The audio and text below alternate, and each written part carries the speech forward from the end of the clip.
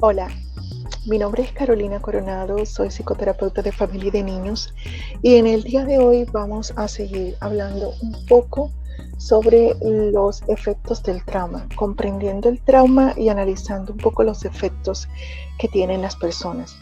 Esto lo hago a solicitud de varias personas que me han escrito y me han comentado cómo poder recuperarse emocionalmente después de un trauma. Quiero recordarles a todos que el concepto general de trauma es que el trauma es una respuesta emocional intensa que ha ocurrido, que ocurre como consecuencia de amenazas, ya sean físicas, emocionales, amenazas que pueden ser a la misma persona o a alguien que es importante para la persona en sí. Las heridas y las consecuencias que deja pueden ser daños a nivel emocional, a nivel físico. Pueden ser consecuencias reales o pueden ser consecuencias también percibidas, como por ejemplo lo que ocurre con algunas personas que se sienten como permanentemente amenazadas. El trauma generalmente es el resultado de un evento intenso o puede ser el cúmulo de evento o haber estado expuesto a muchos eventos. Una de las cosas que actualmente está generando más trauma es la negligencia. Y creo que es lo que las personas más me están preguntando, cómo poder superar el trauma cuando este trauma no ha sido físico, como por ejemplo un accidente o una violación, pero ha sido consecuencia de la negligencia por parte de aquella persona que se supone debió haberte cuidado, protegido, atendido, pero que no lo hizo. Los daños que deja son profundos y lo que se está observando actualmente es que existe mucho resentimiento, mucho dolor en la persona vulnerable, o sea, en la persona que vivió el trauma.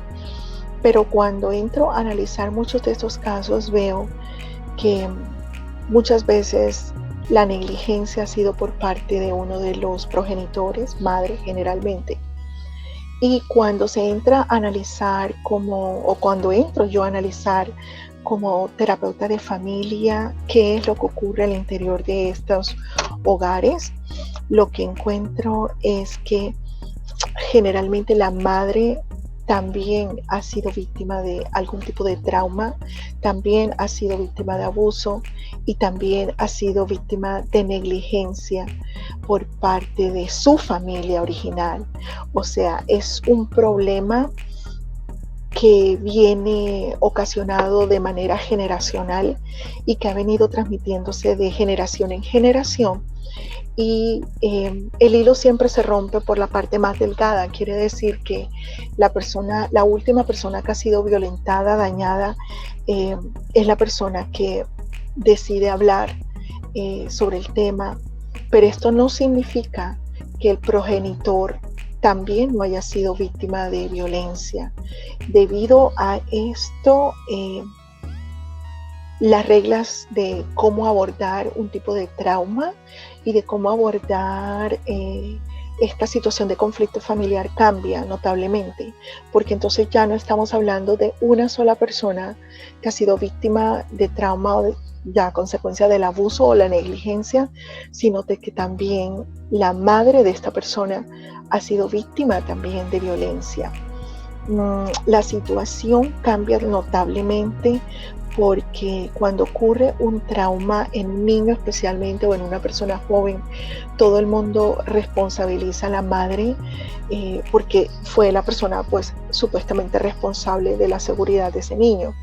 Pero al ser esta madre también dirigida, comandada por una historia, un pasado de trauma, pues esto cambia absolutamente esa percepción que el ser humano común y corriente tiene de culpar a alguien.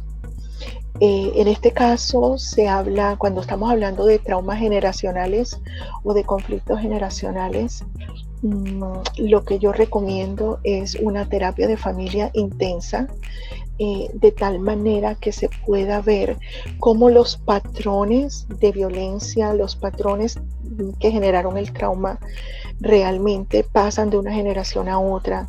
Entonces, no estamos hablando de una sola víctima, estamos hablando de varias víctimas. Y es importante que la persona que decide tomar la vocería y buscar ayuda y gritar y decir voy a parar este círculo de violencia, entienda que no está sola, que posiblemente ella no fue la única que fue traumada dentro de ese vínculo familiar y que es necesario reconocer esto para poder sanar no solamente ella misma, sino que también necesita sanar en muchos casos su madre, porque generalmente ha sido la madre, porque hay que sanar toda una generación. Si se pretende sanar solamente a la última persona de la línea de trauma o de la línea de conflicto, va a haber como un sesgo generacional entre la última persona y su progenitora. Por ende, su progenitora va a quedar afectada y va a quedar como la culpable dentro del sistema por negligencia, y realmente esto no va a resolver la situación, porque no es un problema individual, es un problema familiar. Yo quiero que todas las personas que tengan la oportunidad de escucharme en este video entiendan las razones por las cuales es necesario parar los círculos de violencia, es necesario buscar alternativas y es necesario sanar no solamente a la última persona en la línea generacional de haber sido abusada, sino todas las personas anteriores que generalmente han sido abusadas. Incluso, aunque yo sé que es muy difícil, pero también hay que sanar el corazón del abusador, especialmente porque en la mayoría de los casos es alguien muy cercano a la familia o un miembro de la familia, y esta persona también tiene un vínculo de